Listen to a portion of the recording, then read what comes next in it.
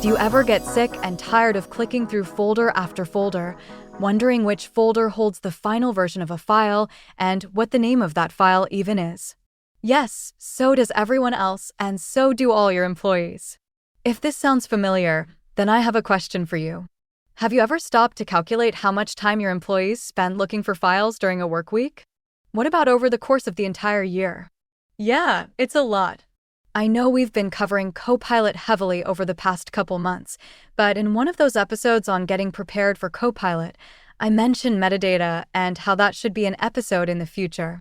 Well, today is that episode, and we're going to take a break from Copilot long enough to tell you how to put an end to folder mining forever.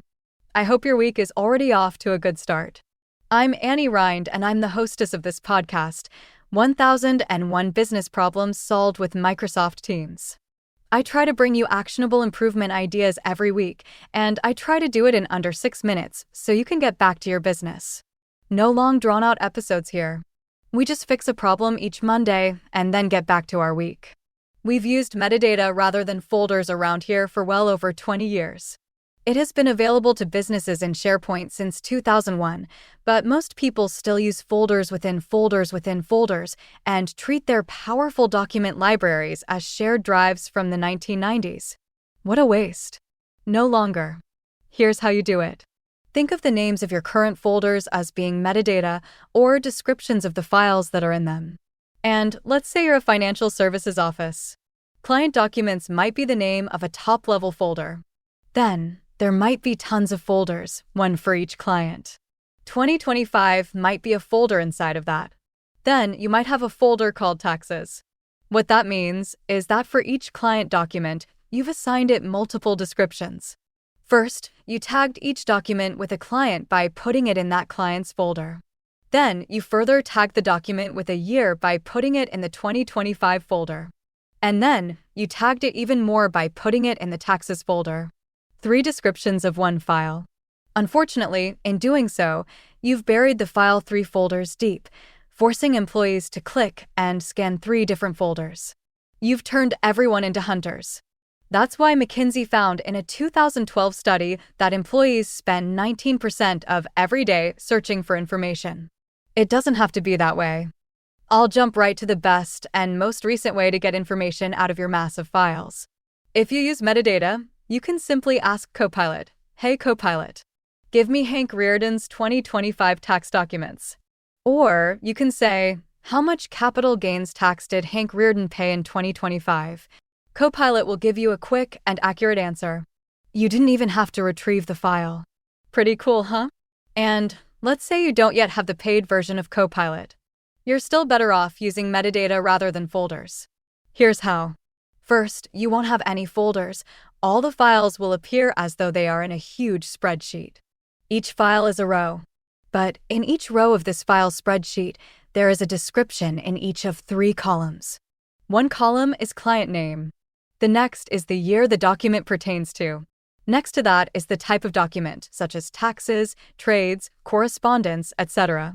In other words, each file is described in good detail by the cells to the right of it in its row. Here's why it's better, and this isn't even the best part. I'll tell you the best part next. So, in your new metadata world, you want to find Hank's 2025 tax document. Like a spreadsheet, you can sort and filter all the entries using the column headings. You could click the drop-down for year and choose 2025. All the documents for other years fall away. You could then choose tax in the type of document column header, and all other documents fall away.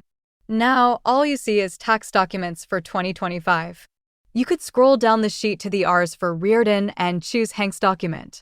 Yes, that's a small time and click savings for sure, but it's better, and over a year it will add up.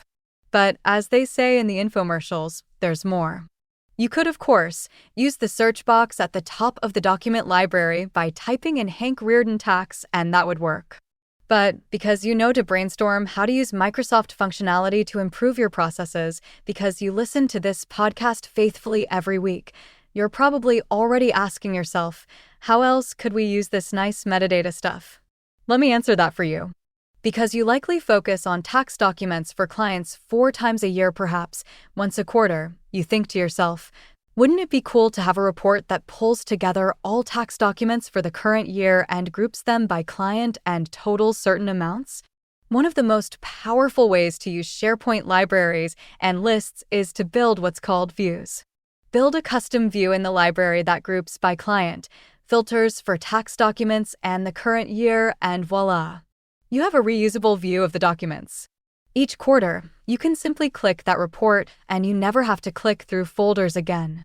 Furthermore, this view can be displayed on tax or client dashboards and in Teams channels, and all throughout Microsoft 365. And as you heard in the last several episodes, Copilot will love you for using metadata rather than folders.